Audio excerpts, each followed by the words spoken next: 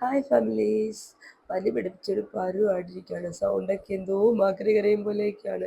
എല്ലാവരും ക്ഷമിക്കുക കേട്ടോ. വൈകിട്ടായപ്പോഴേക്കും തീരെ വയ്യ. അപ്പോൾ ഹോസ്പിറ്റലിൽ പോകാമെന്ന് വെച്ച് ഹോസ്പിറ്റലിലേക്ക് പോവാണ്. അങ്ങനെ ഹോസ്പിറ്റലിലെത്തി അവർ ബി പി ഒക്കെ ചെക്ക് ചെയ്തു. പിന്നെ ഡോക്ടറെയൊക്കെ കണ്ടു. എല്ലാം കഴിഞ്ഞിട്ട് ഒരു ഇഞ്ചക്ഷൻ, ഒന്നല്ല 2 ഇഞ്ചക്ഷൻ ഉണ്ടായിരുന്നു. അങ്ങനെ അതൊക്കെ വന്നിട്ടൊരു 10 മിനിറ്റ് അവിടെ ഇരിക്കാൻ പറഞ്ഞു. അങ്ങനെ റെസ്റ്റ് ചെയ്തുകൊണ്ടിരിക്കുകയാണ്. അത് കഴിഞ്ഞിട്ട് നമ്മൾ വീണ്ടും നാളത്തേക്ക് ആവശ്യമുള്ള പച്ചക്കറികൾ വാങ്ങാനായിട്ട് എത്തിയിട്ടുണ്ട്. അത്യാവശ്യമില്ല, സവാളയും കാര്യങ്ങളൊക്കെ മതിയായിരുന്നു. അതും വാങ്ങി ഇങ്ങനെ കിടപ്പിലായിട്ട് നിൽക്കുമ്പോഴാണ് കപ്പ ഇരിക്കുന്നതാണ്. ഒരു അപ്പൂപ്പനാണ്, ഒരു പാവം ഒരു അപ്പൂപ്പനാണ്. അപ്പൂപ്പനായിരുന്നു കുറച്ച് കപ്പയൊക്കെ വാങ്ങി. പനിയായാലും വേണ്ടിയില്ല എന്ന് വിചാരിച്ചു. അങ്ങനെ മീൻ വാങ്ങാനായിട്ട് ഇരുന്നു. അപ്പോൾ എന്തായാലും കട്ട് ചെയ്ത് തരുന്നുണ്ടായിരുന്നു. അങ്ങനെ ഒരു പീസ് കേരയൊക്കെ വാങ്ങി.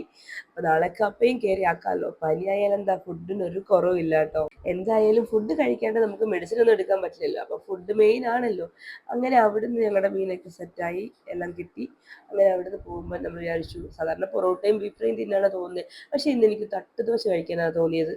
അങ്ങനെ വീടിനടുത്തുള്ള ഒരു ചേച്ചിയുടെ തട്ടുകടയിൽ പോയി. എനിക്ക് കുഞ്ഞിലെ തൊട്ടറിയാവുന്ന ഒരു ചേച്ചിയാണ്. അങ്ങനെ ചേച്ചി ദോശ ഇടുന്ന സമയത്ത് കിഴക്ക് കഴിച്ചിട്ട് അവിടെ കത്തിരിപ്പ് നടത്തിക്കൊണ്ടിരിക്കുകയാണ്. അത് നല്ല ചൂട് ദോശയും സാമ്പാറും ചമ്മന്തിയായിട്ട് ഞങ്ങൾ വീട്ടിലേക്ക് പോയി. അപ്പോൾ ടാറ്റാ ബൈ ബൈ.